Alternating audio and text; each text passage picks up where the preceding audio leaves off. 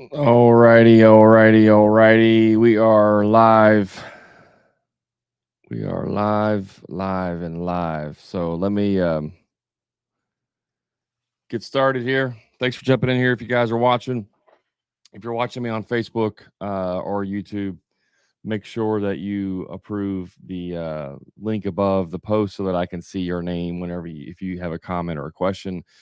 So we're going to get going here, talking about we're going to talk about subcontractors and building subcontractor loyalty. This was a question that came up last week. It's actually about the same podcast that dropped today. If you guys aren't following my podcast, the Hammer and Grind podcast, make sure you go and listen to that. But we're going to kind of deep dive into that a little bit. If you guys have any questions that come up around that or anything about business, feel free to drop them in the comments and then we will answer those, or I will. I keep saying we, it's really just me. I will answer those for you. And then we can kind of build off of that. So, and if you're watching on TikTok, make sure you throw a like and share this video if anybody that you know would benefit from watching these. Now, I go live every Monday at 12 p.m. Central Standard Time to really try to help the contracting community, help with the business side of things. Most of us are good tradesmen. We're good at what we do, but we kind of lack in the business side of it. So that's what we're doing here. So if you're not following me currently, make sure you give a follow, and then we can be friends and we can hang out and talk about work and business stuff. All right. So let's get started. So I dropped a podcast today. Is on building subcontractor loyalty as episode number 82 on the Hammer and Grind podcast. This came from a question that came actually through TikTok. It was somebody that was talking about building subcontractor loyalty. And this was an interesting topic because I think a lot of times as contractors, and when I'm talking about building subcontractor loyalty, really we're talking about anybody who uses subcontractors. So you can be a general contractor where everything you do is 100% subbed out. Maybe you're a remodeling contractor where you just sub out the mechanicals.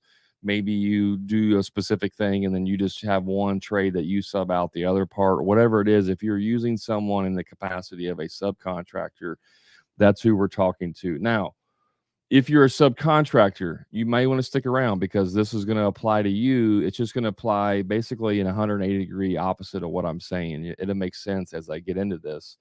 But if you're a subcontractor and you're wanting to build loyalty with contractors, general contractors, or trade partners that you do work for, this is going to apply to you directly as well. Okay. So the main thing, the overarching main theme that you need to understand when you're dealing with subcontractors to build loyalty is putting yourself in their shoes.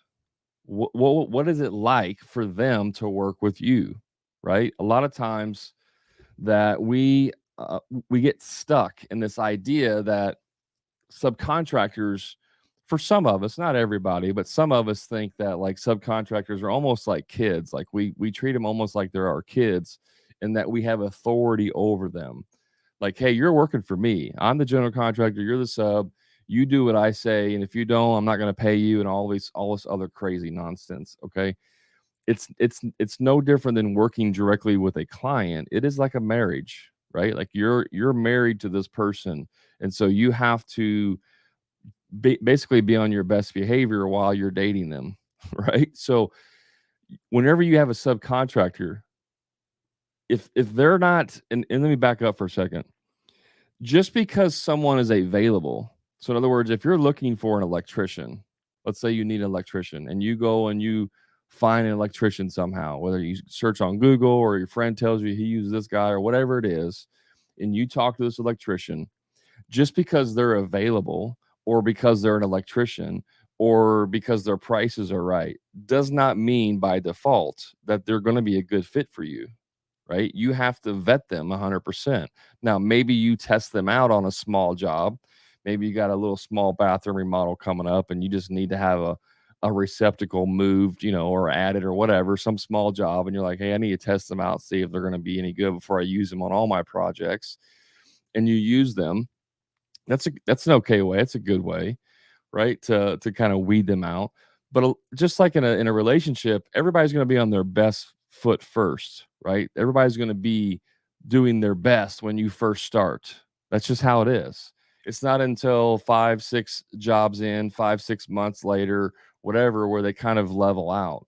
And so if in this world where there's fewer trades that are working, there's fewer labor pool, all these people are out there, there's fewer everything, you now have to try and attract them to you. Just like hiring employees, you have to attract them to you, right? You have to be the one that they want to work for because of things that you do. And that's what we're talking about. So the number one thing that you can do for subcontractors is simply pay them more. Like right off the top. You just pay them more. Subcontractors are not a way for you to save money, right? We all get this, hey man, do me a solid. I underbid this job. I really need to, I only bid $1,500 for electrical. I need you to kind of come in underneath that, or otherwise I'm gonna be losing money. And we're like trying to get the subcontractors to save us because we didn't do a good job bidding something. That is not their responsibility, nor why would you want to put them in that situation, right? So again, put yourself in their shoes. If you were a subcontractor and a general contractor said, "Hey, man, can you do me a solid and lower your price a little bit because I'm a little over, I didn't bid enough on this, blah blah blah." Would you want to do that? Like, oh yeah, let me just make less money because you made a mistake, right? No, but you can't do that. So with money, if you pay more, that's one way, right? Like why would they want to go work for, if you're a tile setter, why would you want to go work for one general who's going to pay you 5 grand to do a shower if you're offering 6,000 or 6,500 to do the exact same shower because you're just paying them more? Who are they going to want to go work for? Right? They're going to want to go work mainly for the one who's going to pay them more money, right? So that's right off the bat. You just pay them more money. Well, I can't afford that, Brad, because my money's tight and there's competition. Everybody out there is doing it cheaper, and I just can't charge more. I need to get it cheap. No, that's BS. That's limited mindset. That's scarcity mindset mentality, right? There's plenty of work out there. You have to charge what you need to charge in order to do the work properly. And if that involves you paying your subs more so that you have better subs, or that they're available for you, that's part of delivering that experience to your customers. So you have to raise your prices in order to cover that. For me, if it meant if I had to pay my subcontractor more money to get this done, I would rather take less profit on it than try to get them to cut their prices so that I can make the same profit. Does that make sense? Like it's not about I need the profit, so screw you and your business. And then you come back a month later and I'm like, I can't find subcontractors. Nobody wants to work for me. Yeah, that's because you're screwing everybody. I used to work for a developer. When I first got into construction, I went to work for a developer. And he was an engineer. He's a civil engineer by trade, and he had gotten into developing his own property. So it was a unique situation where he was building his own buildings and houses and stuff, but like the building side, he was building them for himself. So in other words, he was acting as the owner and the GC. So we would build strip malls, small office buildings, then he would lease those out and then keep the money. So we were acting as the GC really on behalf of his own investments. And I started as a superintendent, just really didn't have a whole lot of experience. And he didn't pay me very good either because of that. But my point is, for him, it was all about the money. It was all about let's get it as cheap as we can. So every time we would bid a job, we got 3 estimates from every subcontractor that we could. And then we almost always picked the lowest bid. Now, sometimes, like we had an electrical company that we used that wasn't always the cheapest, but we had a good relationship. So we usually use those.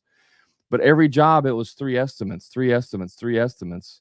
And it only takes a couple times for subs to say, like, hey, I'm not gonna keep bidding jobs for you if I'm not gonna win any, right? I'm not gonna bid 5 jobs for you and not get any of them. And so it only takes a few times and you start losing subs who will bid on your projects. And I told him, I was like, I said, Jack, we can't get 3 bids on every single job forever. Like it's not going to work. Eventually we need to find subs that we can build relationships with and, use them. is it bad to get another bid one time to just to see if they're being honest, right? You use a plumber, 6, 7 projects, and maybe it seems like the price is creeping up a little bit. Is it a bad thing to go get another estimate from another plumber just to see where they're at? I don't think it's a bad thing, but that's different than getting 3 bids every single job and then trying to pick the cheapest one, right? And so a lot of times we would like ruin relationships because of that. And so you can't do that whenever you're trying to build a relationship with a subcontractor. You have to find one who you can establish a relationship. I have a plumber that I use, and he was one of the more expensive ones. And I didn't mind doing that because I didn't have to worry about him. He was very good with customers. He, cleaned up after himself. And so he was very good with that and he did good work, but he was more expensive. I didn't have a problem with that because I didn't have to worry about him. See, some of you are like, you're getting subcontractors like it doesn't matter who it is. Let's say it's a roofer or a mason or somebody if you're building houses and that they do maybe they cut corners or maybe they leave trash everywhere when they're done or maybe they don't have the best personality but you use them anyways because they're cheap, right? And then you have these problems that come up throughout your project, and so your mentality you start to get biased towards subcontractors and you start to try to control them through the situation. And some of you even try to control them through contracts. You have these subcontractor agreements and you try to put all this stuff in there that says, well, if you don't do this by this time, you're going to get penalized. And if you leave trash out, I'm going to charge you X amount per hour to clean up after yourself. And you start to try and control them through the legality process of contracts simply because you can't just have a normal conversation with them, man to man or man to woman or woman to man, whatever it is, as adult to adult, and say, hey, this is what I expect. You know, this time you didn't meet that expectation. How can we fix that going further? Like, how can we change that? What can we do? Right. Some of us like to hide behind contracts because we suck at communication because we're not mature enough to have a difficult conversation with someone because we want to avoid conflict. So we avoid conflict that needs to happen by having very legalistic and one-sided contracts. And then after the bad thing happens, we come back and say, see, look, it's right here in the contract, page 7, subclause 8B. It says if you don't have this job done within 2 weeks, you're going to get penalized $100 a day until you get it done. And you are 2 days late, so you owe me $200. How does anyone think that that's ever going to be a good way of running a business? And there are contractors who do this, and it blows my mind.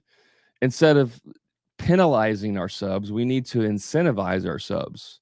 We need to add value to them. Hey, John, if you get, you bid this for 7 days to do this rough in, whatever it is, the plumbing rough in or whatever, it doesn't matter.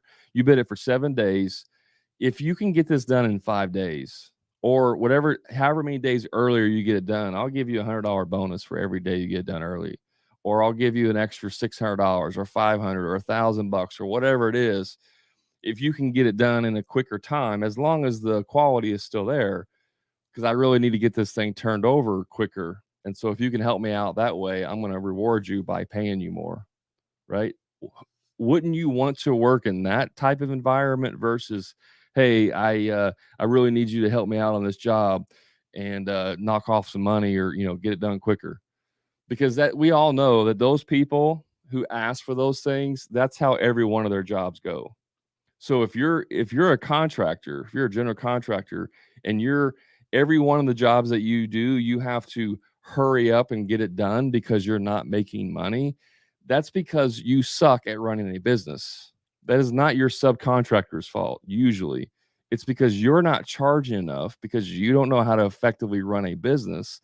And you're putting all of the pressure of that onto your subcontractors, and most people will have a certain level of tolerance, right? Like if they need to work, they'll work for you for a short period of time, but eventually they're going to get tired of it and they're going to leave.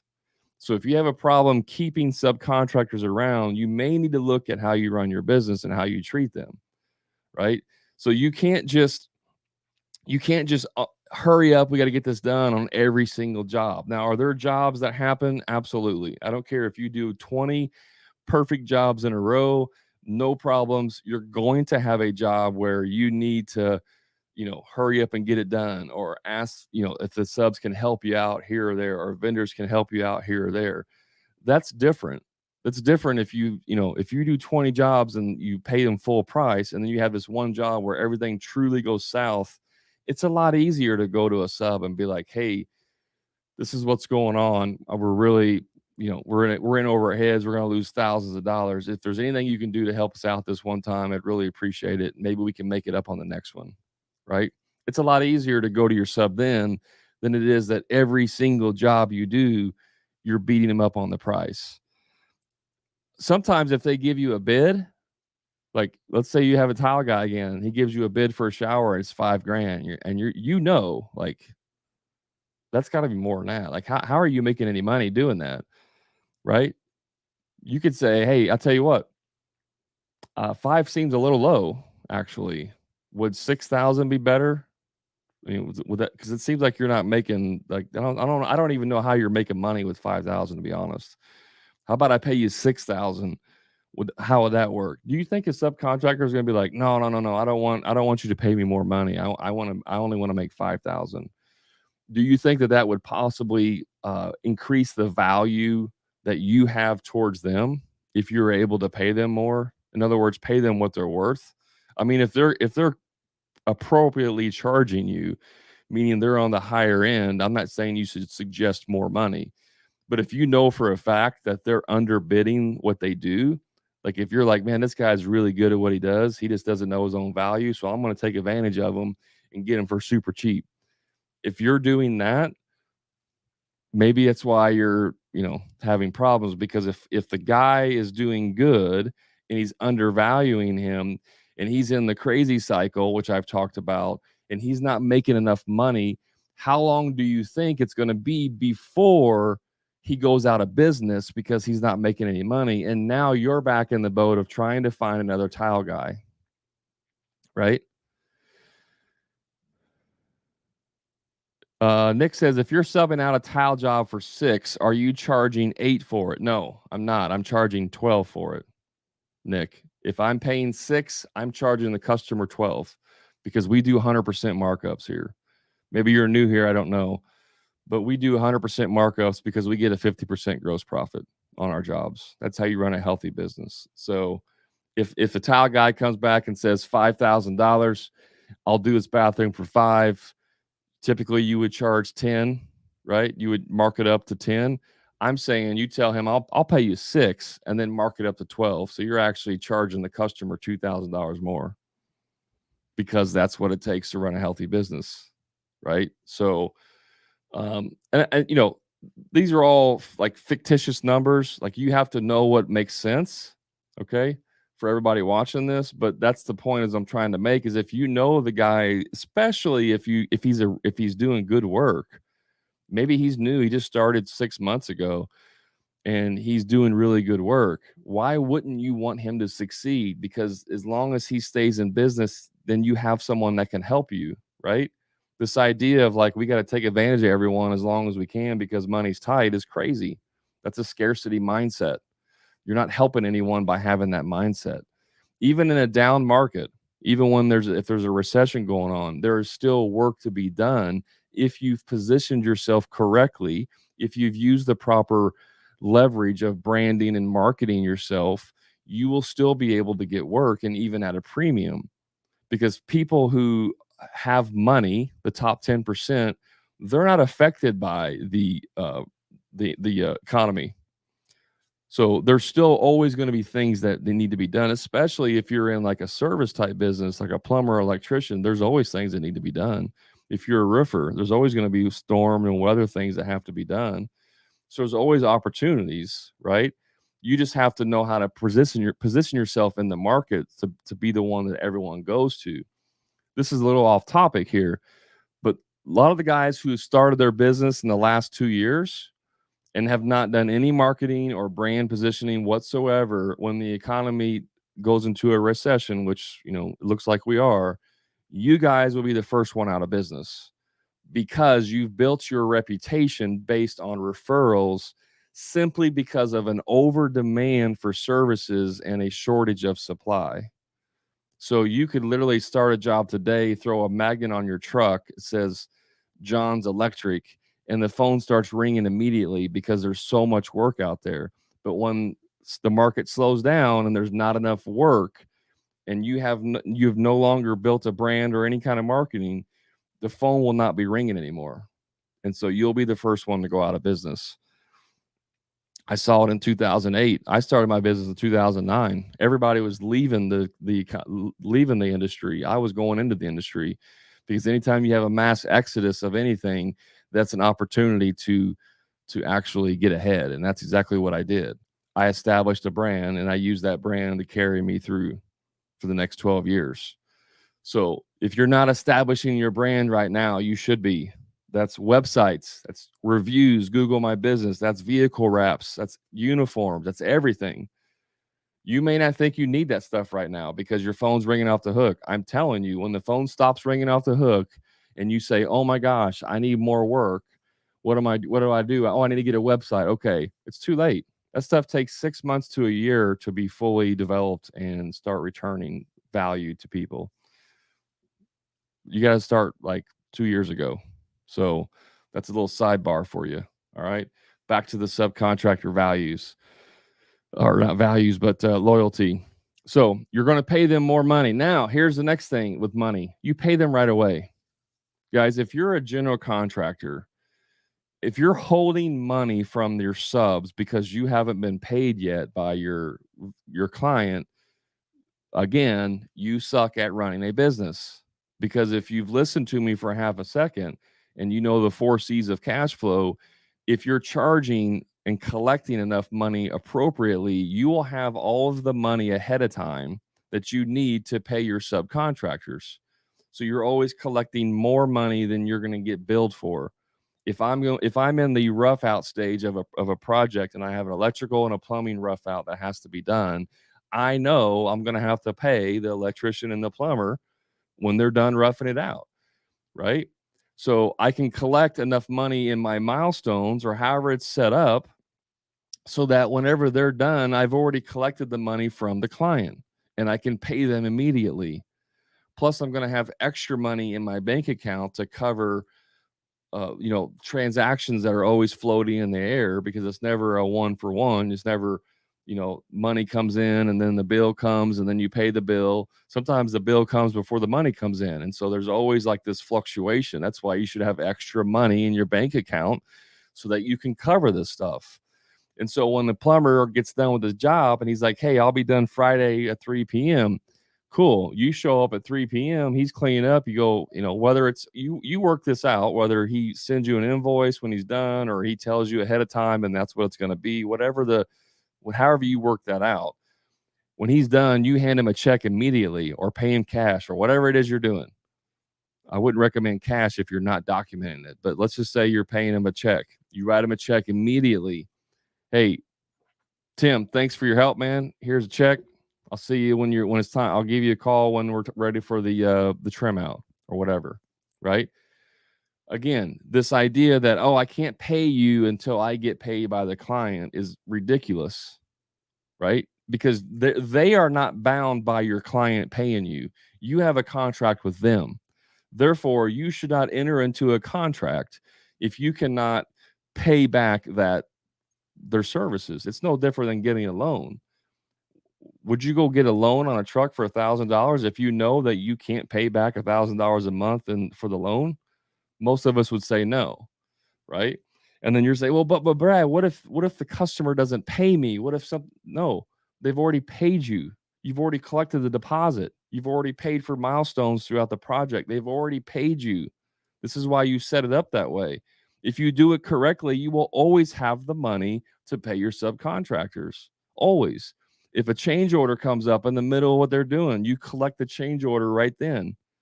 If the electrician's in there working, he opens the wall, he's like, "Holy crap, we got to replace all this electrical." that's going to be an extra $3,000 on top of the $2,500. You get a signed change order right then, and you get the client to pay you $3,000 right then. He doesn't do anything else until that money's paid. If you do those things, you will never not have money unless you're irresponsible with money. There's really no reasons for contractors to have money problems if you do it right, short of not having work where you're just paying overhead that you don't have work to pay for. But if you're doing jobs, if you're booked out and you're doing jobs, there's no reason not to have money in your business. You should be charging enough, that's the number one reason that contractors don't have money is you're not charging enough, right? That's a whole separate topic. But the other thing is you're just not managing your money correctly. You're not following the 4 C's of cash flow, and that's why you're stuck. So again, if you want to build subcontractor loyalty, pay them immediately when they're done. This idea that, oh, I'll pay you once I get paid, and it's 2 weeks, 3 weeks, 4 weeks later, that's crazy, right? I mean, contractors in general are not the best with money, but even so much that subcontractors usually are even less good with money, like because there's a little bit of a difference in like running a business for retail where you have to like maintain an image and do marketing and do all these things, and you have to talk to clients. Like you have to have a certain level of business acumen to do that. But as a subcontractor, you don't necessarily have to have those skills, right? You just got to be able to do an estimate, send an invoice, collect money, do the job. And so a lot of times subcontractors don't have as much business acumen. And so they're not good with managing their money. And so a lot of them are living paycheck to paycheck, whether that's good or bad. That's just the reality of it. And so whenever you don't pay them for 3 weeks, that can hurt them, all because you weren't doing a good job of managing your money, right? So we have to manage our money better so that we can pay our subs early and on time. Again, if you got paid more money and you got paid as soon as the job was done, wouldn't you want to go work for someone like that? If you were a subcontractor, the answer is yes, right? So we build value and loyalty through the payment process of paying on time and paying a lot, paying more. The second thing is that you need to remove roadblocks. Some of you guys, and I see this the worst with home builders. Home builders are the worst when it comes to this. Not all home builders, but in the sense of the different trades, home builders are the worst in that they don't really give a crap about stuff for their subcontractors. Like they don't care if stuff's in the way. They don't care if, the electrician's in there and the plumber shows up to rough in the bathroom and the electrician's got all his tools in the shower. And like a lot of general contractors don't care about that because all you really are scheduling people. That's all you do. You're schedule managers. The number of general contractors out there right now that are building houses that have no idea how to build a house is phenomenal. Same with roofing companies. They don't even know how to put a roof on, but they're selling jobs, and they're just all they are schedule managers. They're just scheduling subs out there, and they have them on top of each other. You got 4 trades in one house building at the same time, and everybody's pissed off because the plumber's in the way, the electrician's in the way, the heat and air guy and the insulators in there, and they're all in his way, and it's craziness, right? So give your subs time and room and make it easier for them to do business with you. Don't say, hey, yeah, Terry, everything's ready to go. Just need you out there on Monday. All the stuff's going to be there for you. Cool. Terry shows up Monday, nothing's there.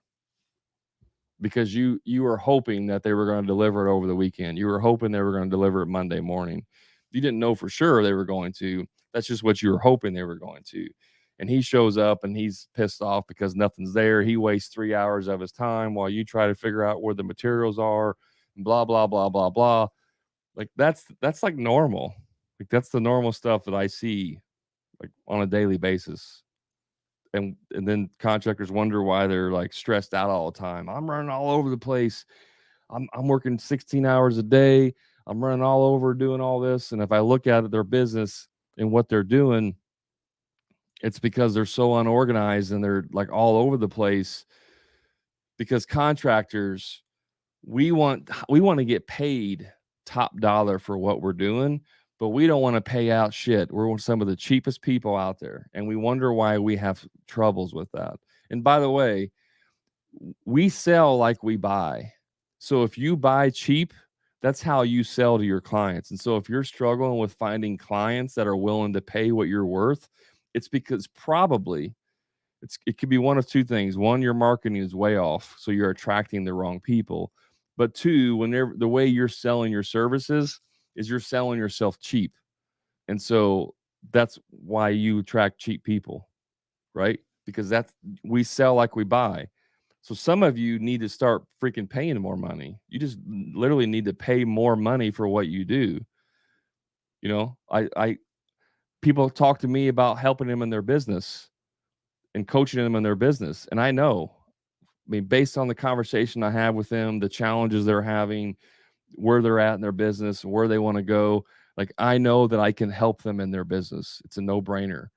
And then I give them the investment. And the first thing is, oh, I got to think about it. I don't know if I can, I don't know if I got to think about that. I don't know if I want to spend that much money. You're the same one that's complaining that customers don't want to pay more for your services because you're a cheap buyer. You're cheap about everything else.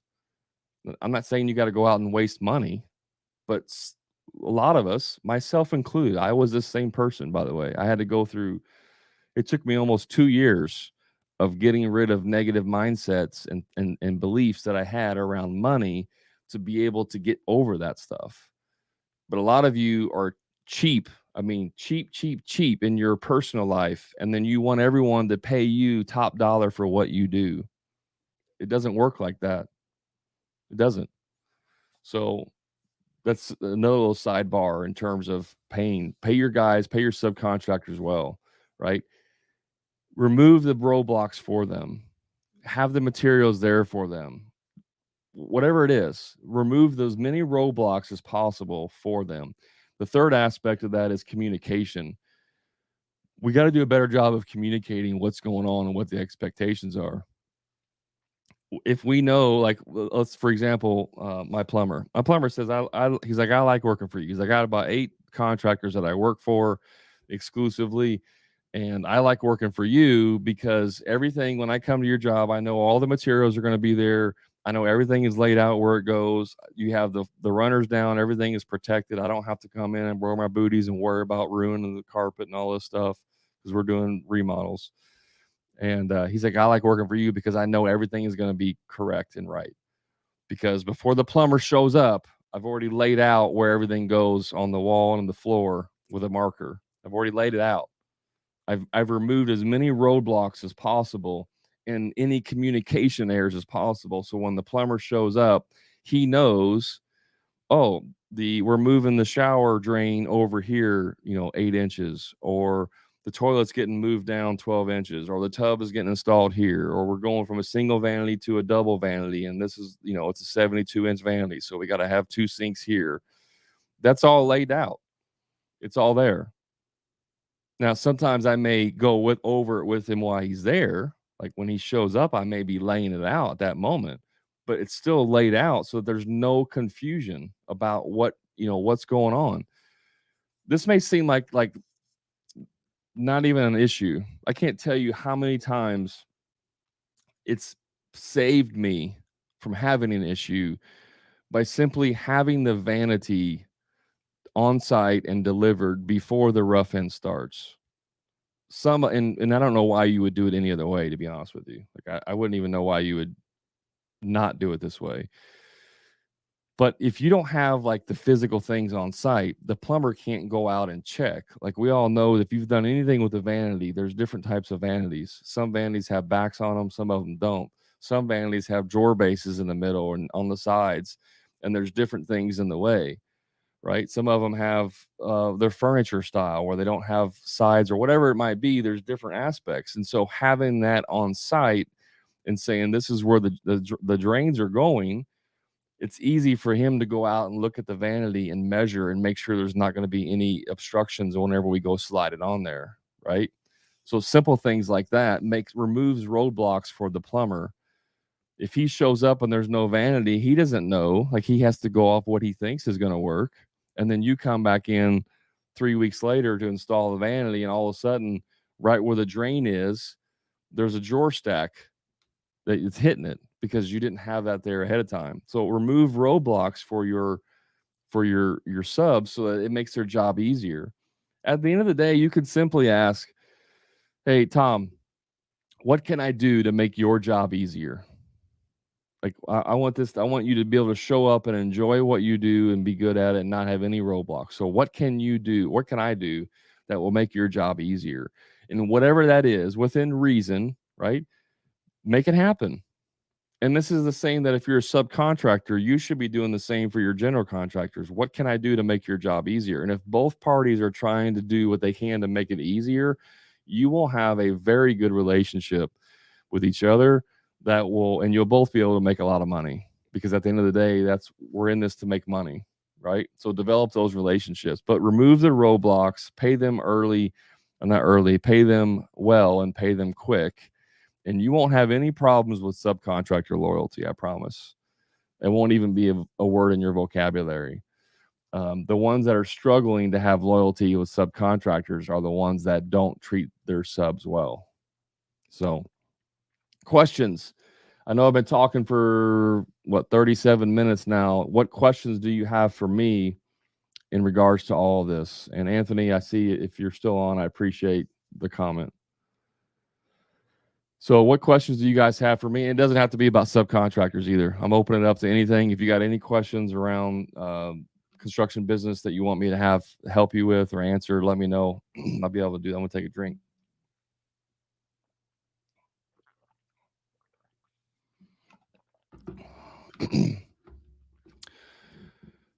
Let's see. We still got 3 people on Facebook checking out. We got half a dozen on TikTok. Dominic says stellar content. Thanks for being here. Yeah, you're welcome, Dominic. You got any questions for me? Miami chick, I love this. Thank you for the info. Very helpful to a rookie here. Yeah. What platform or software do you use to pay your subs so they can get paid quickly? I'm not sure on the question. Usually I just either wrote a check or paid through QuickBooks. If my plumber used QuickBooks, and then in QuickBooks you can send an invoice and I can pay it. Since I have an account and he has an account, you can just pay it super easy. So I would pay him through QuickBooks. I don't really have a specific software to be able to pay your subs. Like I said, usually it's a check. Or if they sent me an invoice where I could pay online with a credit card, then I would just pay with the credit card. Yeah. I didn't use QuickBooks. I only use QuickBooks for accounting. I didn't use QuickBooks for estimating or invoicing or any of that other stuff. I really only used it for the accounting side of my business to, keep track of all the taxes and expenses and all that stuff. I don't know if that answers your questions, JCH2N, about what platform.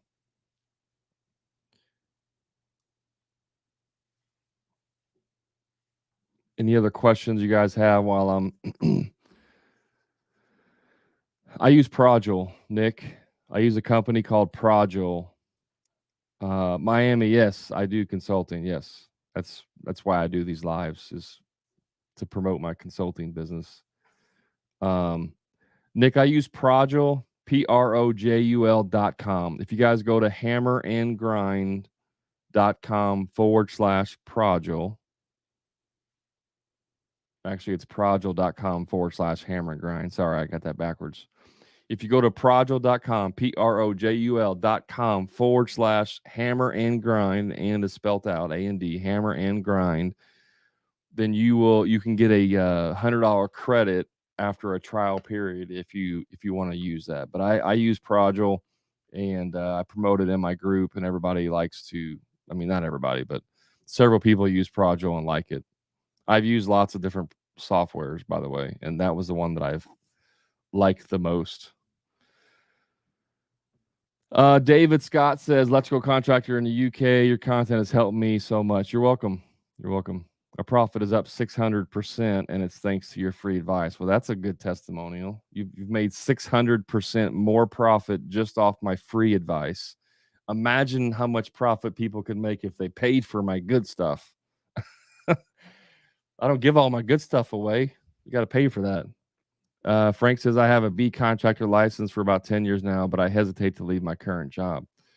Frank, I don't know what a B contractor license is. Every state has totally different licensing requirements, so I'm not sure what that is. But uh,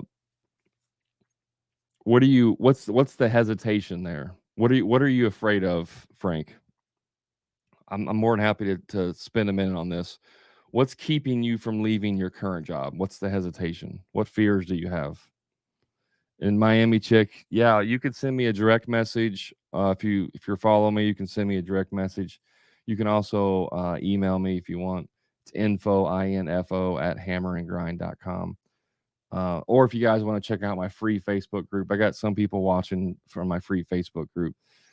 You can go to the Contractor Profit Blueprint, and it's in my bio, by the way, guys. If you just go click on my bio, wherever it's at, I don't know where it's at on the screen.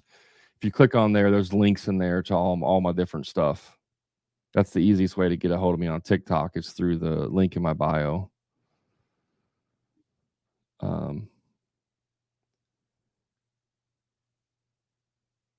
Yeah.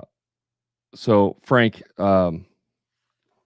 maybe you're typing, I don't know, but yeah, let me know what the hesitation is from leaving your current job.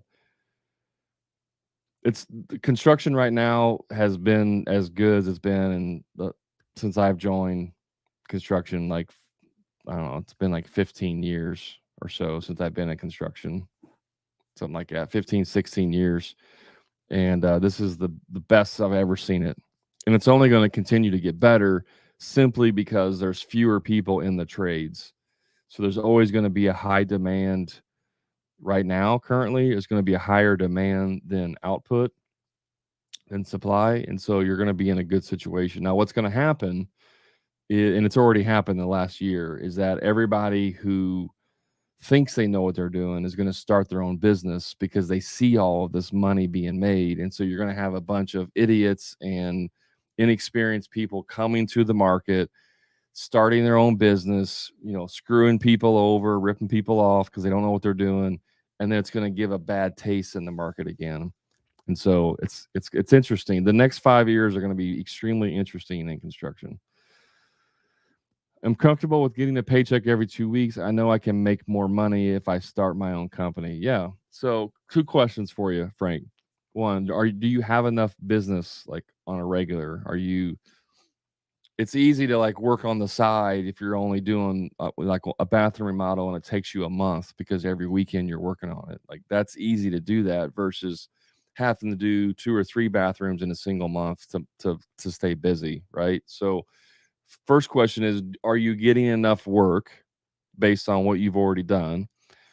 The second question is, if you were to leave your business, could you, I mean, your employment, could you go back to your employment and get your job back if worst case scenario happened? Would you be able to go back and get your job back? So if the answer is yes to both of those, there's literally no reason not to start your own business. Now, maybe you're in a position with a seniority in a company, and if you leave, you're going to lose all that seniority, and you're not going to be able to go back at the same pay, in the same position, and you can't get another job somewhere else making the same pay. That's a little bit different story. But what I can tell you is that you probably, and this is me, I would rather try it and fail than wonder my entire life if I was ever able to do it. That's just me. I'm starting over right now. Like Hammer and Grind, I started about year and 8 months, almost 2 years ago. It'll be 2 years in January. So come January, I'll be 2 years in my coaching business. That's starting over. That's after leaving my construction business for 12 years, being in business for 12 years. I've left that, or in the process, I should say, of leaving that to do coaching full time. It's the same thing you're in. But I know that I could always go back I could start a new business tomorrow. I could start a new construction company tomorrow if I needed to, if I wanted to. So you can go back and get your job. You can go back and get another job. Just make sure you're smart about it whenever you leave. A lot of guys, like I said, they leave their job, or maybe they're working for a contractor and they leave to start their own thing, and they go through their friends, all their friends and family, like, yeah, I got some work. So that'll last you about 3 months. You'll go through all your friends and family that need work done. Of course, you'll do it at a discount because you don't know anything.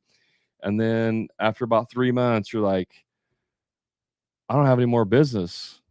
And then I get a message, hey Brad, I'm trying to get more business. What do you guys recommend? What do you recommend to get more business? Like, there is no, like, you can't, there's nothing you can do to make the phone ring tomorrow, with the exception of like Google pay per click, and that's only if you know what you're doing.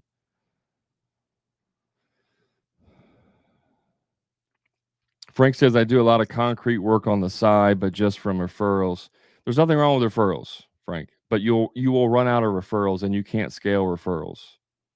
You have to have, before you quit your job, you need to have a website in place, and you need to have like some Google listings in place. Your Google listing, try to get some referrals from some of the people you've already done work for. Say, hey, here's my Google listing. Will you go leave me a referral? Yes, great. Try to get 10, 15, 20 referrals on there. Hopefully they're all 5-star referrals, and try to build up that. Okay. Before you start, get a Facebook page, start posting on Facebook, use your TikTok, post videos on TikTok. Use all the time that you have now, all your free time that you have, to start marketing and building your business, so that when you do quit, you're ready to go full scale. Now, it's obviously, some jobs are hard to do. Like if you're doing concrete on the side, right? I'm assuming you're doing nights and weekends, or maybe you have a swing shift or whatever, but it's hard to do enough work to surpass your income. If you're making $100,000 a year now as in your job, you're probably never going to be able to make $100,000 on the side to supplement that, right? So at some point, you just have to take a leap of faith. Maybe you're doing $30,000-$40,000 a year on the side, and that's the most you're going to be able to make. At that point, you're going to have to take a leap of faith, and just start your own business, and then build it up to get past that $100,000. But if you're going to start your own business, you need to have about 6 months of expenses in your bank account before you do it, personal expenses. So that way, if you do start your own business and you don't make enough money initially, you can survive longer. So be smart about it, but don't sit on it forever. What else? What else you guys got? Questions for me?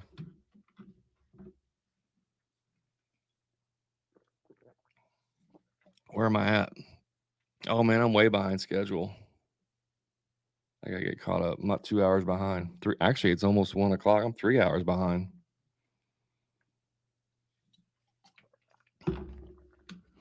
What other questions you guys got for me?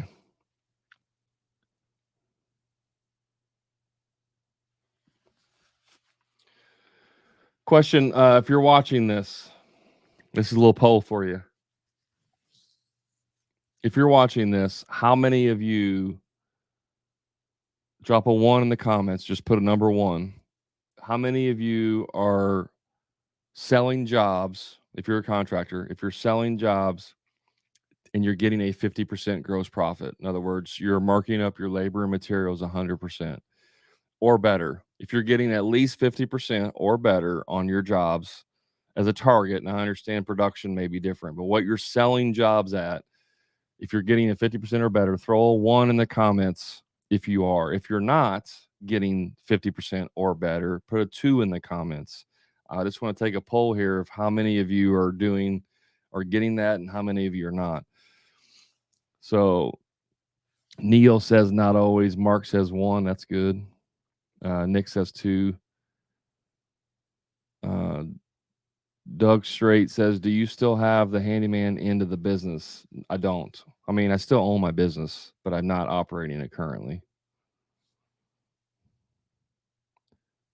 We got a 1, 2, and a 2. Okay. So lots of twos, lots of ones, about half, about 50%. So of the twos, the ones that are not getting 50%, one word, throw it in the comments. Why are you not getting to over 50%? Just one word. So like, I don't care what it is. You can say competition, you can say scared, you could say, uh, you know, don't know. With my service business, when I was, because I did handyman and remodeling, um, on my service business, I was getting around 80% gross profit. You can make, I mean, here's the reality of handyman businesses. Everybody wants to give handyman a bad name. I had my business was predominantly like it was marketed as a handyman business, but I did high end, full scale remodels. You can make more money, more gross profit, more higher profits in a handyman business than you can in just about any other business. The problem with handyman businesses is that you're going to be on the tools mostly ever, forever, and you have to do a shit ton of jobs.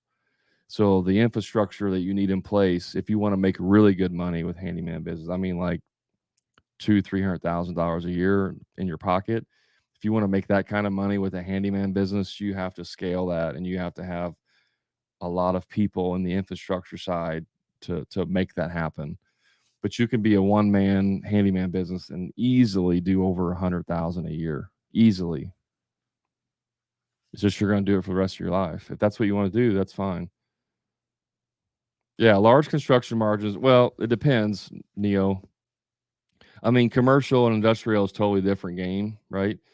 But if you're doing residential, you can be large and still have good profit margins. Now your net margins, on profit may be lower because of overhead, but you can still do it. Electrical contractor doing around 2 million a year gross revenue. Yeah.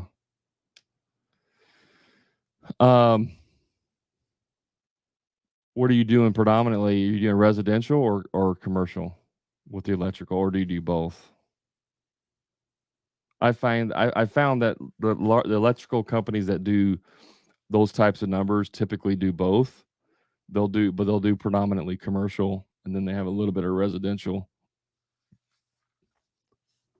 I haven't met Yeah, I haven't met too many electrical contractors that are doing those types of numbers that only do residential. I mean, there's more money in commercial for electrical, but you're usually capped in commercial because of, like, it literally is the cheapest one usually gets to work most of the time. That's why I like residential. Commercial's a lot easier. Um, Jug says job overrun. That's a good one. I bid low. I don't mark up 100%. Okay, so there's two good ones there. Let's finish our timeout with those two. Job overrun, Doug. Job overrun. What do you what do you think is causing the job overrun? Usually, I tell you what it usually is, but you tell me what you think it is. Job overrun is usually underestimating. That's usually the biggest one is underestimating. But the other one can be your team, your production team. In other words, not you don't have the right team. Whether it's a subcontractor or employees, job overrun can be either most of the time it's underestimated most of the time. The second one is usually having the wrong production team. Nick says I bid low, I don't mark up. So Nick, what's keeping you from marking up higher? Even if it's not 100%. I don't know what you're charging now, but what's keeping you? What's the mindset? Like, what's your reasoning? What do you tell yourself as the reason as to why you can't charge more? Why you can't mark up your materials or mark up your labor more? What's the reason behind that?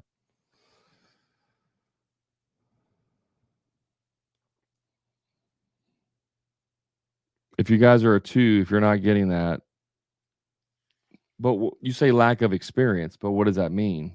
You're saying you need more experience in order to charge more, or what? Because I'll just be honest with you, that doesn't make any sense. There's nothing about experience. You could not know what you're doing and charge more. Those are the ones that rip people off. There's plenty of contractors that suck at what they do and they charge an arm and a leg, and those are the ones that give everybody else a bad name. So you don't need to have more experience to charge more per se. You may need more experience to do more things, but that's not what's keeping you from raising your prices. So for example, I don't just knowing how to bid it. I don't know. I know how to do it, but I'm not good at bidding higher. No, I get that. That's I appreciate you telling me that. But let's say what do you do, by the way? What trade are you in? And if you already said it, I apologize. But let's just say you bid a job at uh, $1,000 to do whatever it is, and you do that job, and you're like, man, I didn't make enough money on that job. It doesn't require more experience. You just add more money onto the next job. You do the exact same job, except this time you bid $1,500 instead of 1,000. You see what I'm saying? Like that doesn't require more experience. So Nick, you do remodel and handyman. You did the exact same thing I did. If you're a handyman, if you're doing handyman stuff, you should be charging a minimum. This is a minimum of about $80 an hour, preferably closer to 100 to 125 an hour, depending on where you live. I live in Indiana, Southern Indiana. It's one of the cheapest, not the cheapest, but it is one of the cheapest places in the country to live. Where I'm at is one of the cheapest places to live. I charged $100 an hour for handyman stuff. You're at $50 in a very expensive state. Washington State is a very expensive state. So you should be at $100 minimum, Nick, on your handyman stuff. Yeah, Neo, I know on commercial they're never over 10%. Does that include travel time? I did a trip. That's another thing. You should have a trip charge. I started out with a $25 trip charge, $100 an hour, a 2-hour minimum. So if you wanted me to come and change a light bulb for you, I would. It was $240. Well, 200. I started out 25. Then I went to $40. So it's $240 an hour. $240 for me to come to your house and change a light bulb. Yeah, Portland, he's $150 an hour billable. Arizona, Phoenix. I don't know what you were talking about. Now, here's the thing, too. Let me throw in a caveat here. You can't suck at what you do. You can't charge premium rates and then deliver a crappy product, right? I'm assuming that everyone on here is a professional and you're doing professional quality work. If you're not, you're going to have a hard time charging premium rates. You know, we were the highest reviewed handyman / remodeling company in my town. I had over 100 and I don't know 100 and I don't even remember now 150 reviews or something like that.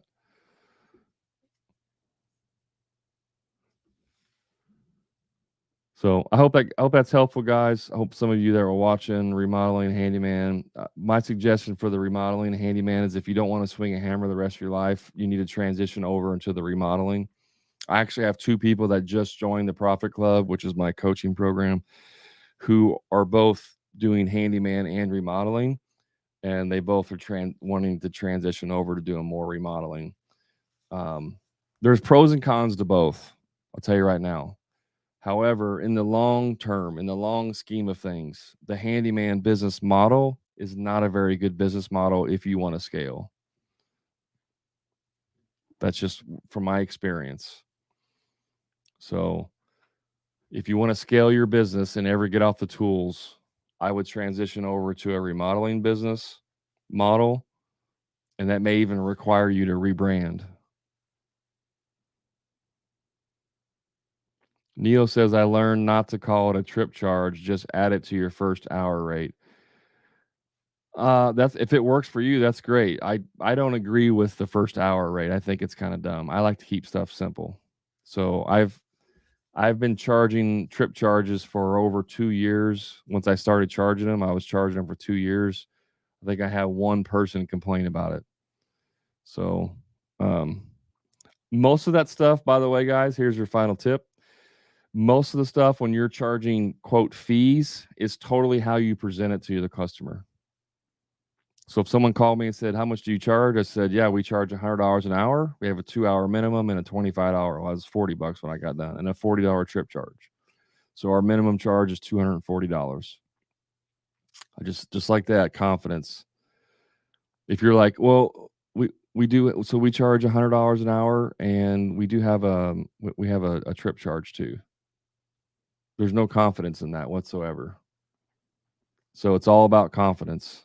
When you communicate, it's about confidence in what you do.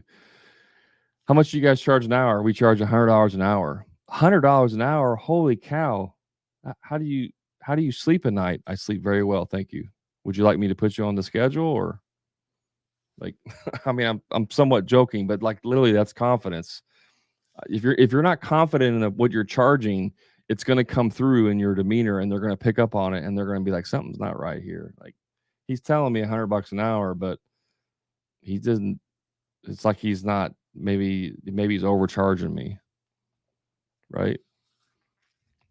So, all right, guys, that is my time for today. I appreciate you jumping in here. Do me a favor on TikTok, double tap the screen and give me some likes. It just helps with the whole algorithm. You guys watching on Facebook, I appreciate you sticking around. And YouTube, thanks for tuning in every Monday, as long as I'm available. Mondays at 12 p.m. Central Standard Time, I go live for an hour to help you guys. And if you're on TikTok, if you're not on my Facebook group, go join my free Facebook group. I do a lot of extra stuff in there. I have calculators and things and different, worksheets and stuff I can share with you there. It's a little bit easier platform to communicate on than it is with TikTok. So, the Contractor Profit Blueprint is the name of the group. You may have to search for the Contractor Profit Group because I haven't changed the name. I just changed the name and I haven't changed the link yet. But if you're on TikTok, you can go to my bio and click the link in there and get access to all my groups and my podcasts and my Discord channel and free calculator and all kinds of stuff in there. Okay. So go there. I appreciate y'all. Thanks for tuning in and have a great rest of your week. Just like on my podcast, if you listen to my podcast, I always end with until next time,